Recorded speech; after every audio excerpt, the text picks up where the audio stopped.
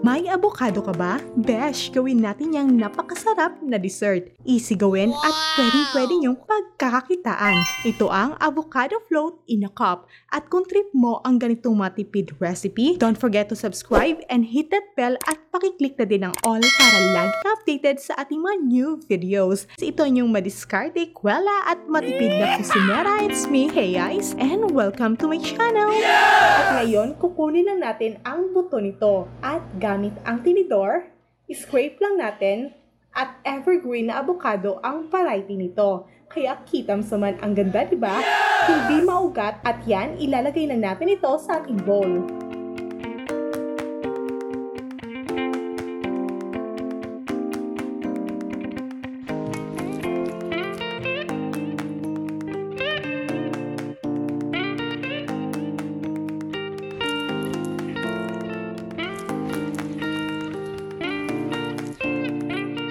Yan, isa-isahin lang natin lahat at mag-iwan lang tayo ng isa for our toppings. Gamitan ko lang ito ng teaspoon para may design.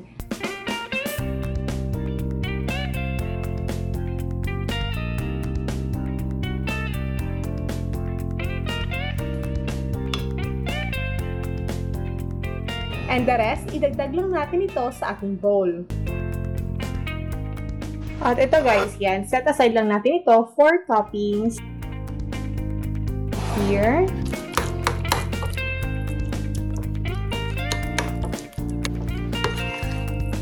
So here's our avocado. Set aside muna natin ito. Then we prepare the fillings.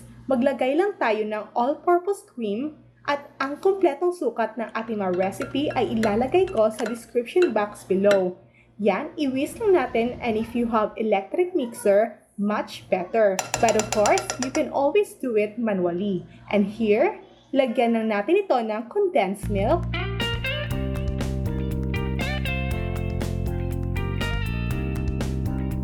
And mix all the wet ingredients well. And now, we add the avocado.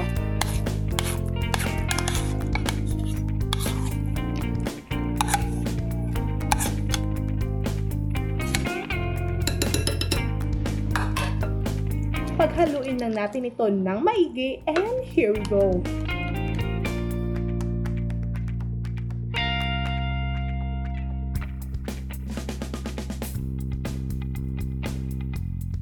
Ilalagay na natin ito sa ating cup. Tigwa 1 tablespoon for each cup sa base ang ating paglagay.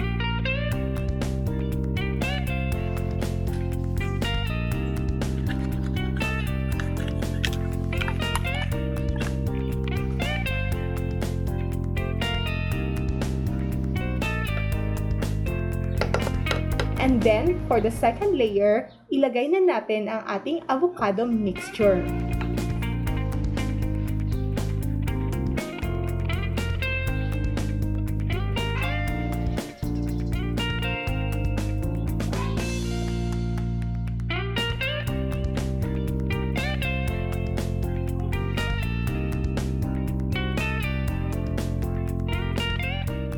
Then we add another layer of crushed biscuits.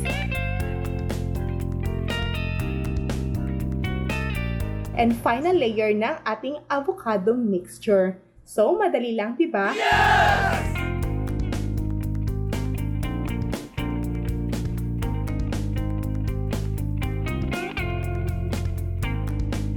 Now we top it with avocado na scrape na natin kanina as toppings.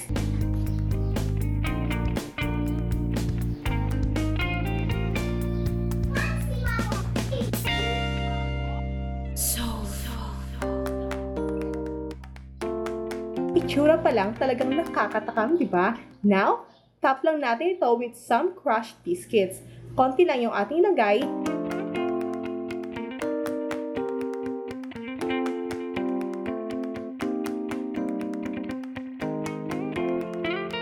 Talagang sobrang match at perfect combi ng ating graham sa avocado. And here na mga sis, i-refrigerate muna natin ito bago natin i-serve. Now, if you have available na chia seeds, you can add it as toppings. Optional na ito para mas pina-healthy ang ating avocado float.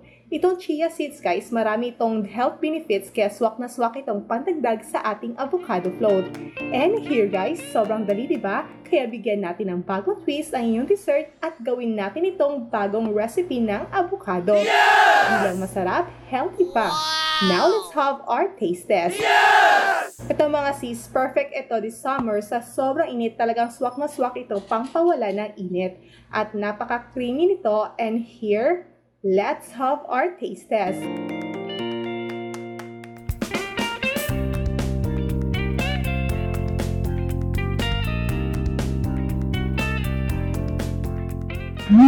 Panalo sa lasa mga sis, kakaibang dessert ito, perfect na perfect i-match ang avocado natin. Talagang makakarami ka dahil hindi siya masyadong matamis na klase ng dessert. At yan, may chia seeds pa, talagang di ka magigilty kumain ng marami. Dahil pampapayat itong chia seeds, ganun. So, ubusin ko na to. Talagang panalo ito kaya sa ating mga momshies and sisterette na naghahanap ng bagong dessert at idea for merienda, try nyo na itong ating avocado float in a cup. Kaya bago ko maubos to, huwag kalimutang mag-like at comment na rin if nagustuhan nyo ang ating merienda idea today. And it's me, Heya, isa inyong madiskarte, krala at matipid na kusinera. Thank you so much and enjoy cooking!